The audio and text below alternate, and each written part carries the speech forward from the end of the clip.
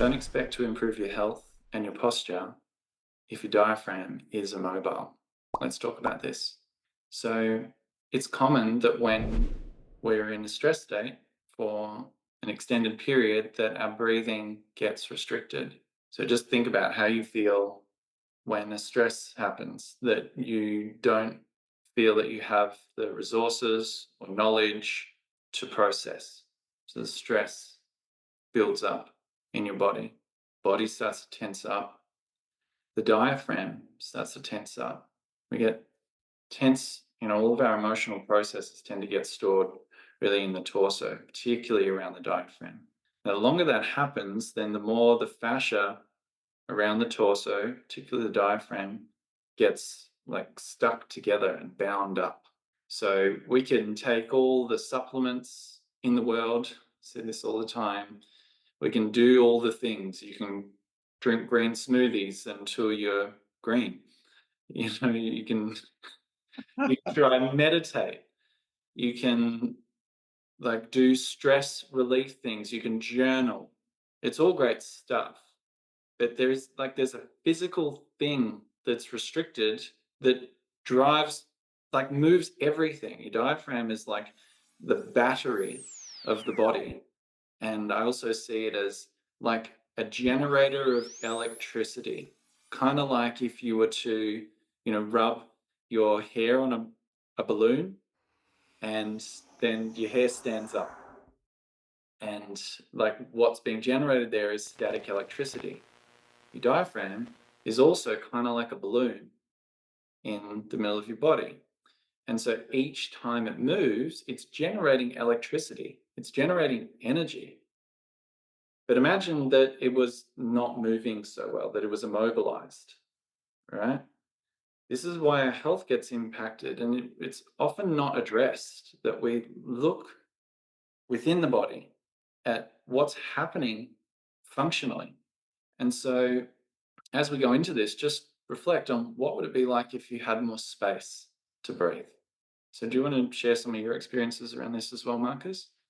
Yeah, I had a really strong pattern in my body in this era, especially then with tension in my solar plexus and then pushing onto my stomach, leading to heartburn and all that stuff. And especially when I felt nervous, I also was really able to feel how all this era was tensed together. The tricky stuff with those things is to work really with the body in as a team and not trying to force it. I guess this is what I did for many years in a way wrong, just from a reflection. But obviously, obviously looked at it. It was not wrong. It was just growing my awareness Mm, to really feel what's going on. Because the breath is really something we are used to because it's just happening, and then to get a deeper feeling on how to use it consciously, this really takes some practice. And this is in my perception and in my observation, I think the difficult thing uh, when we are using the breath, something obvious to really support our health. mm, And with this in mind, yeah, we just need to be more aware, because what I did, I just wanted to push through. Like, now I want to use more weight and doing this and doing that. And this even led to more stress building up in my body because it was too much. The electricity I was producing was too much for my nervous system, for my body to take. mm, mm. But just some thoughts, and yeah, I want to share. Yeah, definitely. I find where the way we meet the body, the way we work with the body is equally, if not more important than what it is that we are doing. Yeah. And so, if we have developed a relationship of force, of control, of pushing with our body, then, like a mirror, it's going to reflect that way of being back. And this is where self-awareness is really important, where we become aware of how we're meeting our body as we go into any particular practice, because like that's the thing that we're actually cultivating in the bigger Yeah. picture is these inner qualities of how do I meet myself? How do I meet my body? And then everything else reflects that. And I experienced this a lot as I was going through my journey with scoliosis, and particularly when I spent so much time in medical professionals' offices being diagnosed and then going to chiropractors and physios and osteopaths. And this is not to say that any of them are bad. I really do believe that they're doing the best that they can with the knowledge that they have and the system that they're a part of, and that we all have actually a level of self responsibility on how we navigate that. And one of my goals is to share the learnings that I've had over the last 20 years with myself and like literally thousands of people on bringing the power back to our bodies, that we do have the power to heal. And as I started to, going through scoliosis, it's a postural issue, you know, and so I was really into posture. I wanted to do anything that I could at that point to improve my posture, and from like forcing myself to try and be up straight to different stretches and all sorts of different things, but I neglected the thing that was inside, which was, driving the way that your spine moves and rearranges itself, and that's the diaphragm. And so I noticed that as I started to open up this area, then a lot of the other physiological processes that were stuck and tense started to improve. And then my spine started to actually loosen up and open up.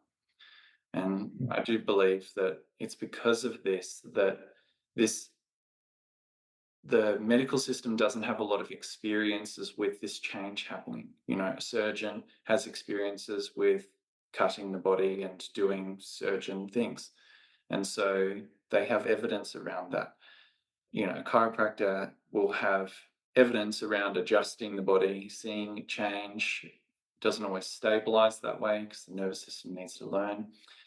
But what we have is a lot more evidence and experience with the power of self practice, of continually connecting with the body and focusing on clear things like the mobility of the diaphragm in this case, and then the effects of that over time.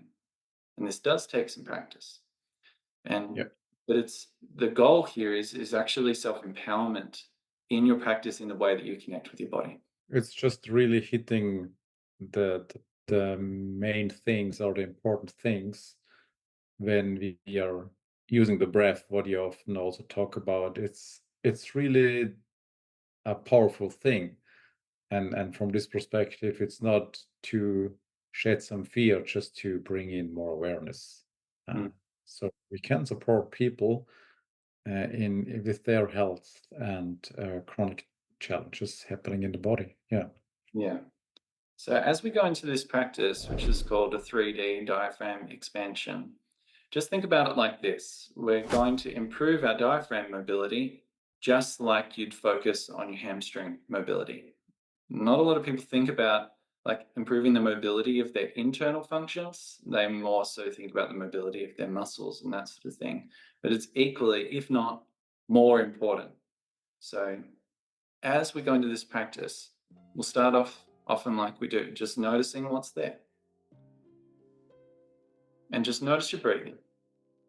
Now we're going to do something that may feel a little bit wrong because a lot of people talk about, oh, you shouldn't breathe through your mouth because it's as bad as smoking. Not if we're doing it intentionally with some awareness. If you're doing it all the time, not thinking about it, different. But I want to start to challenge your paradigms as to doing a conscious action. And now, the reason why we're breathing in and out through our mouth, and just do this as I'm sharing, is we get an opportunity to bring in much more air. And this is very helpful for the mobilizing of the diaphragm. Nasal breathing is great. And there is a time and place to utilize more air volume coming in to help a specific outcome. So, so placing the hands on the rib cage, and this is going to give us some physical or tactile feedback as to what's happening, particularly around the lower part of the lungs and the diaphragm, because a lot of the time we lose touch with this area, particularly when it gets tense, and then we can lose sensation. So just let your awareness rest into the diaphragm now, as best as you can. And then we'll start to breathe in and out through the mouth, and just, it's almost like you're breathing through a big straw, where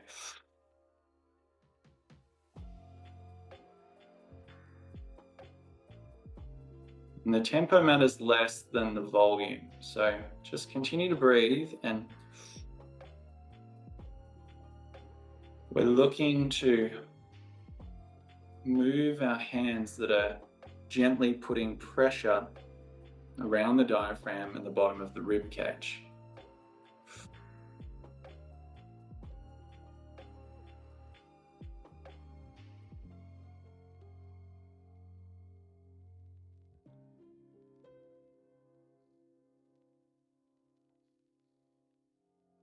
We'll just go into where you feel a gentle stretch. No need to force it, but just a gentle stretch. Just feel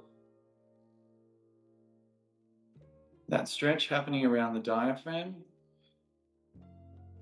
And imagine it's sort of like a ball. It's expanding in all directions, up and down, forward and back, left and right.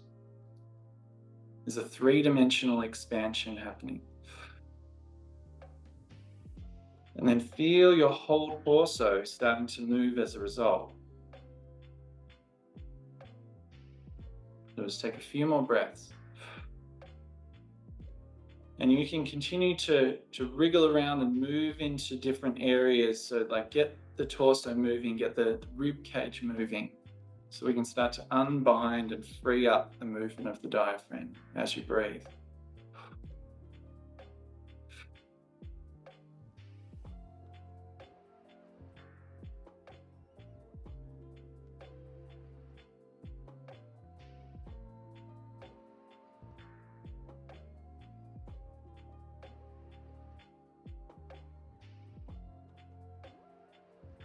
Take one more breath.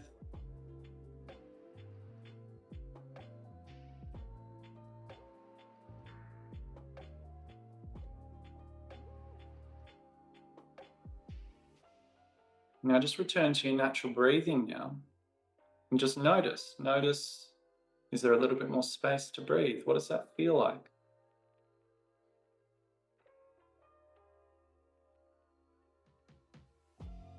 This can be really useful, particularly if we do have associations with feelings of things like anxiety, which can often feel like a restriction of the breathing. This can start to build new evidence of like, that's just a sensation that feels like anxiety. Let go of the attachment to being identified by that, and then connect back with the body. Give it what it needs to open up. And then notice our internal state can shift as a result of the changing of the environment, the changing of the physiological environment that we're living in.